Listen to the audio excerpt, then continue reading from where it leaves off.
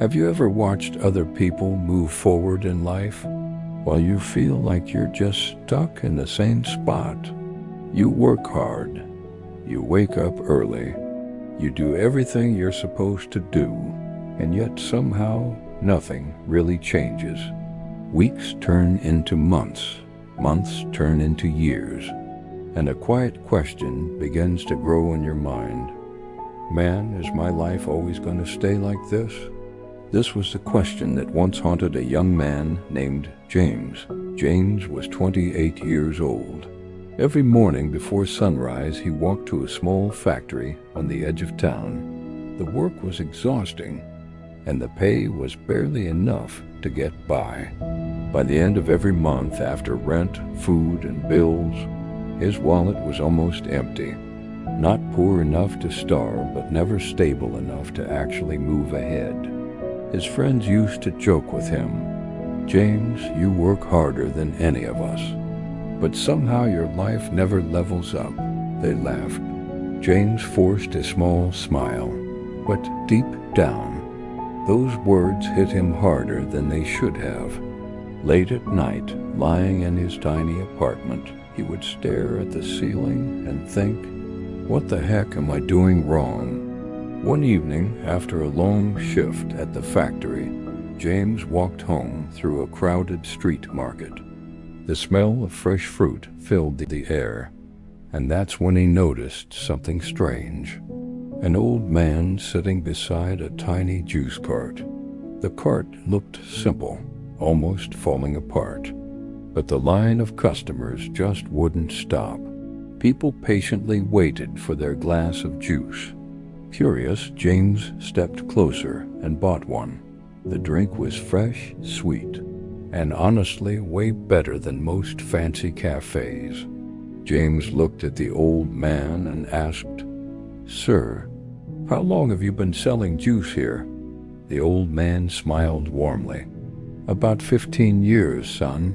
15 years. James was stunned. The man continued calmly, "This little cart right here feeds my entire family." That night, James couldn't stop thinking about it. A tiny cart, fresh juice, and yet it supported a whole family. Meanwhile, he worked 10 hours a day and still struggled just to stay afloat. A quiet realization began forming in his mind. Maybe the problem wasn't effort. Maybe the problem was fear. Fear of starting. Fear of messing up.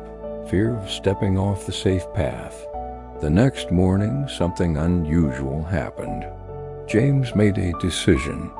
Not a huge one, not some dramatic, life-changing moment. Just a small promise to himself. "I'm going to try something." But what?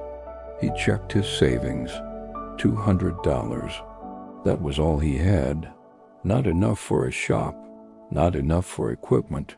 Honestly, not enough for most businesses. For a moment, doubt crept back in. Maybe this just isn't possible.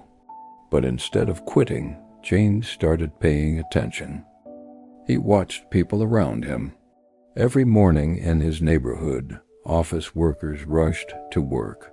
Most skipped breakfast. Street vendors sold cheap food, but it was unhealthy. Restaurants sold healthy food, but it was expensive. There was a gap. People wanted something quick, something healthy, something affordable. And suddenly, James remembered something from his childhood. His mother's homemade energy bars, oats, honey, nuts, dried fruits. Simple ingredients, but packed with energy. That night, James bought ingredients from a local market. Inside his tiny kitchen, after finishing his factory shift, he made his first batch. 50 bars, just 50. He wrapped them in simple paper packaging. The next morning before work, he carried them in a small bag. His heart was racing. He walked into nearby offices offering free samples. Most people ignored him. Some didn't even look at him. One person laughed. Another said, "Yeah, I'm good, thanks." 2 weeks passed. Nothing. Rejection after rejection. For a moment, James almost quit, but then something unexpected happened. A small coffee shop owner tried one of his bars. He paused, looked at James, and said something that changed everything. "This is actually pretty good." He placed the bar on the counter. "Leave 20 here. If they sell, I'll grab more." For James, it felt like a tiny door finally opening. 3 days later, the phone rang. All 20 bars were gone. The shop ordered 50 more. Then another shop placed an order. Then another. Slowly, quietly, momentum started building. But success wasn't smooth. Ingredients ran out. Packaging sometimes failed. Once, an entire batch spoiled because he messed up the recipe. He lost money. He lost sleep. But he never stopped learning. 6 months later, something incredible happened. His tiny kitchen business was making the same money as his factory job. Now he faced the biggest decision of his life: stay safe or take the leap. The choice scared him to death, but deep down, he already knew the answer. James left the factory. He rented a tiny production space, bought better equipment, and hired 2 helpers. The risk was real, but so was the opportunity.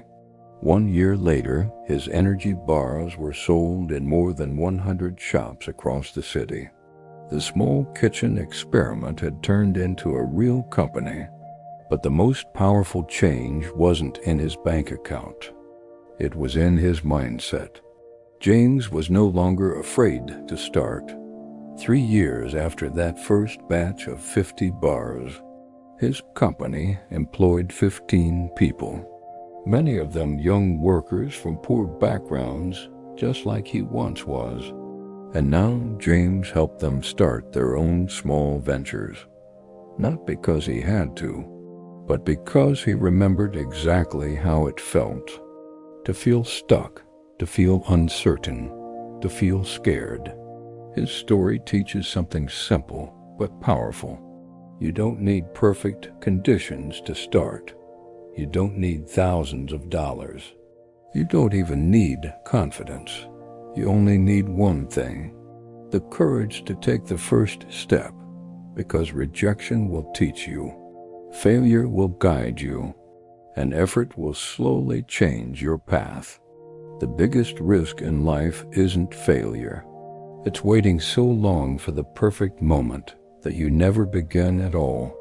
Sometimes the opportunity we're waiting for is quietly waiting for us to start. And maybe, just maybe, your first step is closer than you think.